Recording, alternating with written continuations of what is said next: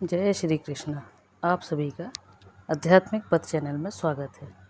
आज आप सुनिए डोल 11, जिसे जल झूलनी एकादशी या परिवर्तनी एकादशी भी कहते हैं। इस बार जल झूलनी या परिवर्तनी एकादशी 6 सितंबर को मनाई जा रही है। इसी दिन डोल 11 का पर्व भी मनाया जाएगा। कैलेंडर के मनमतांतर के चलते यह एकादशी 6 या 7 सितंबर को मनाई जाने की संभावना है।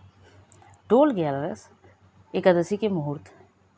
भाद्रपद शुक्ल एकादशी की शुरुआत 6 सितंबर 2022 मंगलवार को सुबह 5:54 से बुधवार 7 सितंबर 2022 को देर रात 3:04 पर एकादशी का समापन होगा। पारण का समय 7 सितंबर बुधवार को सुबह 8:19 से 8:33 तक है। जल झूलनी या पार्श्व एकादशी, जिसे वैष्णवों के लिए बुधवार 7 सितंबर 2022 को है।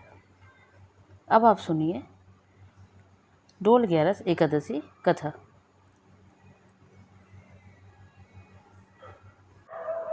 यह कथा भगवान श्री कृष्ण ने युधिष्ठिर को बताई थी। इसके अनुसार त्रेता युग में बलि नामक एक दैत्य था। वह मेरा परम भक्त था। विविध प्रकार के वेद सूक्तों से मेरा पूजन किया करता था और नित्य ही ब्राह्मणों को पूजन तथा यज्ञ के आयोजन करता था। लेकिन इंद्र से द्वेष के कारण उसने इंद्रलोक तथा सभी देवताओं को जीत लिया। इस कारण सभी देवता एकत्र होकर सोच विचार कर भगवान के पास गए। बृहस्पति सहित इंद्र आदि देवता प्रभु के निकट जाकर और नतमस्तक होकर वेद मंत्रों द्वारा भगवान का पूजन और स्तुति करने लगे। अतः मैंने वामन रूप धारण करके 5वां अवतार लिया और फिर अत्यंत तेजस्वी रूप से राजा बलि की जीत लिया। फिर श्री कृष्ण के मुख इतनी बात सुनकर राजा युधिष्ठिर ने पूछा, हे जनार्दन, आपने वामन रूप धारण करके महाबली दैत्य को किस प्रकार जीता? तब श्री कृष्ण कहने लगे, मैंने वामन रूपधारी ब्रह्मचारी बनकर बलि से 3 पग भूमि की याचना करते हुए कहा, ये मुझको 3 लोक के समान है और हे राजन, हम तुमको अवश्य ही देनी होगी। राजा बलि ने इसे तुच्छ याचना समझकर 3 पग भूमि का संकल्प मुझको दे दिया और मैंने अपने त्रिविक्रम रूप को बढ़ाकर यहाँ तक कि भूलोक में पद, भूर्वलोक में जंघा, स्वर्गलोक में कमर, महलोक में पेट, जनलोक में हृदय, यमलोक में कंठ की स्थापना कर सत्यलोक में सुख के ऊपर मस्तक स्थापित किया।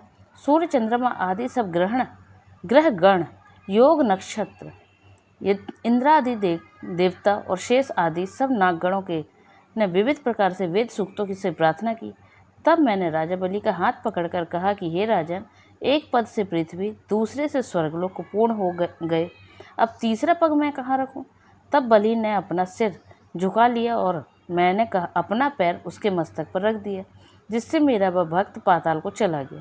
फिर उसकी विनती और नम्रता को देखकर मैंने कहा कि हे बलि, मैं सदैव तुम्हारे निकट ही रहूँगा।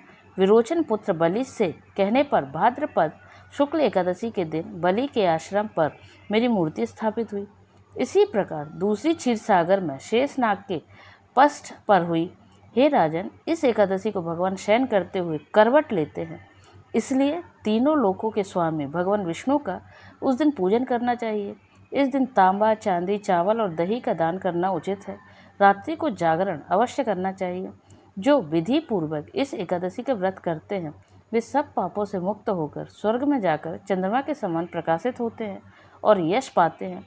जो इस पापनाशक कथा को पढ़ते या सुनते हैं उनको 1000 अश्वमेध यज्ञ का फल तथा वैकुंठ प्राप्त होता है। जय श्री कृष्ण। ओम नमः शिवाय। ओम हरि। जय श्री हरि विष्णु।